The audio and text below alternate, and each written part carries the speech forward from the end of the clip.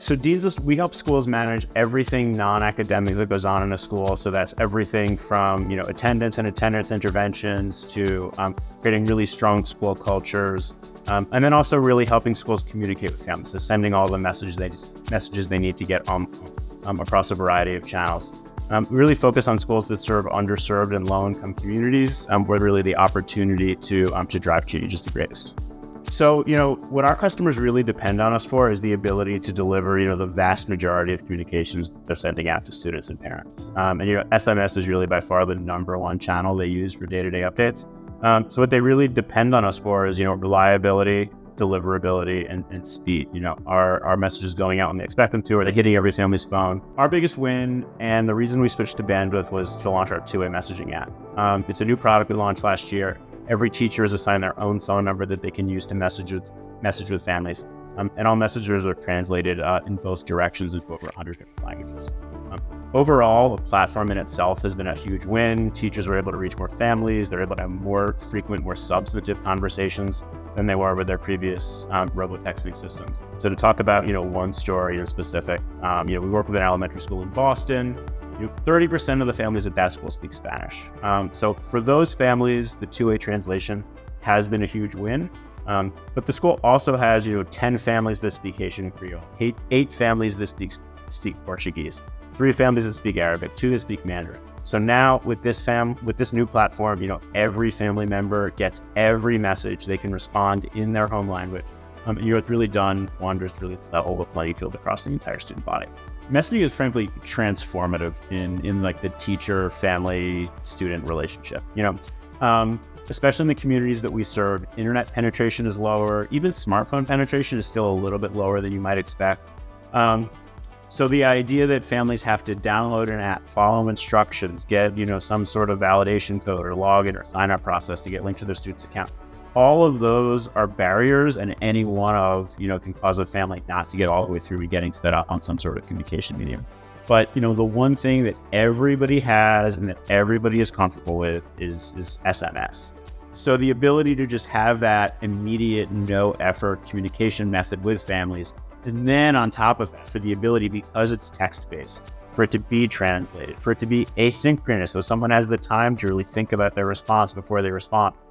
It all makes a huge difference in, substantive, meaningful communications. Teachers are incredibly busy, by nature of their jobs. They're not available to answer the phone all day long. They don't want to be on the phone. They don't want to spend their entire evenings on the phone with families. The texting is quick, asynchronous. They could, send a quick couple of messages out while they're, on the bus home. They can send a few messages in between classes. Yeah, I mean, we do voice messages, and schools send voice messages to families. And what our stats show there is that nobody answers those. They recognize the school number. They know it's an official message of some sort, probably a robocall, and they don't answer it. And we see that all of those calls go to voicemail. And maybe they listen to the message, maybe they don't. Maybe they read. I think, voicemail transcription has been a big win, because at least maybe folks are reading the messages. We don't get any data on that, unfortunately. But they are not answering the phone. But again, like when it comes to a text message, whether or not you respond, you got the message, mentally internalized it. That message is going to impact the way that you go about, your future interactions with your school. It has been a giant uphill battle getting to a place where we feel comfortable with the state of compliance today. So I think the biggest shift for us, and something that was recommended we do by our awesome team at Bandwidth, was to become our own campaign service provider. I think we went from a place where we really were just sort of, plug-in conduit for schools to get connected to the SMS gateway, to them really needing us to be their trusted advisor when it comes to ensuring that their messages are going out, that they're deliverable, that they're in compliance. So we're constantly educating our customers on, what's allowed, what's not allowed, how to maintain a high reputation, proactively monitoring the messages that are going out, so things that we might think the carriers might flag as spam, short code links, for example. Really doing everything we can to make sure that customers understand, what it means to be, quote unquote, good sender in today's landscape. And then I would say the other piece which we've navigated and have, managed to sort of address is just the increased cost of sending messages over educational campaigns. AT&T waives these surcharges for education class campaigns, but the other carriers do not. I mean, at the end of the day, every cent in a school budget is extremely sought after and is extremely tight. And communication is just such an incredibly important and valuable tool for schools that we would just love to see more carriers reducing those surcharges specifically for K-12 campaigns. I think across the board in education, I think we are seeing platforms shift away from SMS towards other mediums that don't have those per message fees or per message surcharges.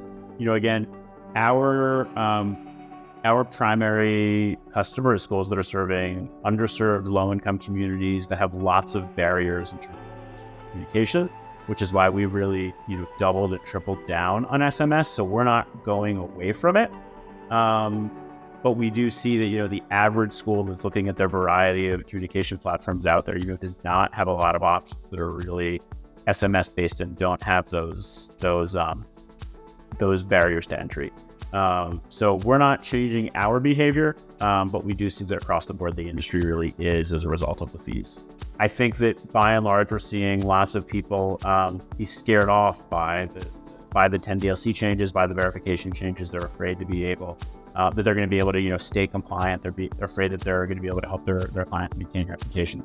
I will say, the one piece of advice that we got over and over and over again was you need to find a partner who has the relationships, who understands all of the complexities of the landscape, and they can help you, advocate for your case directly with the powers that be, whether that's the TCR, the carriers, et cetera.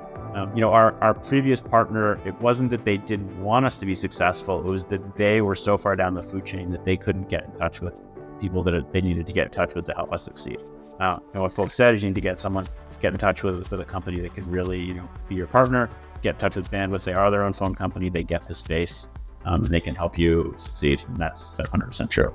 And as your business grows, you really will need the support that a larger, more established company with more relationships has. So you save yourself just a ton of pain and hardship down the road if you start off with the right company from day one. I honestly think that, company leaders feel like they are so in the dark and they just get the messages they get from whoever their vendor is. And sometimes they're good, sometimes they're bad, sometimes they're proactive, sometimes they're not. And because the rules have been changing so much, I think just so many people feel like they are always, racing to the next flag, essentially. And things have stabilized a lot, and I think we're definitely feeling farther up the chain now that we're Bandwidth than before. And I even see, with the other company that we used to work with, I'm still on their email list. So I see them announce things in response to things that Bandwidth has announced to us, essentially. But that shaves 2 weeks off your time to get information to your engineers to build out fixes and stuff like that. My hot take is that messaging is stronger than ever, and that in the end, all of these changes are going to be really good for the industry. I think without these changes, SMS and messaging were headed the way of email. So loaded up with spam and junk, and the good messages do not rise to the top.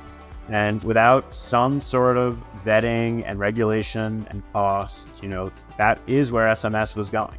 And what it's meant is that if you are a reliable sender, if you are a good actor, if you are sending out, meaningful communications to people who want to receive them, they will get them, and there will be space in their SMS inbox for them. And I know that people are reading the messages that we as a company are sending out. So I think by and large, all of these changes have made SMS a super viable platform for reliable communication for the foreseeable future.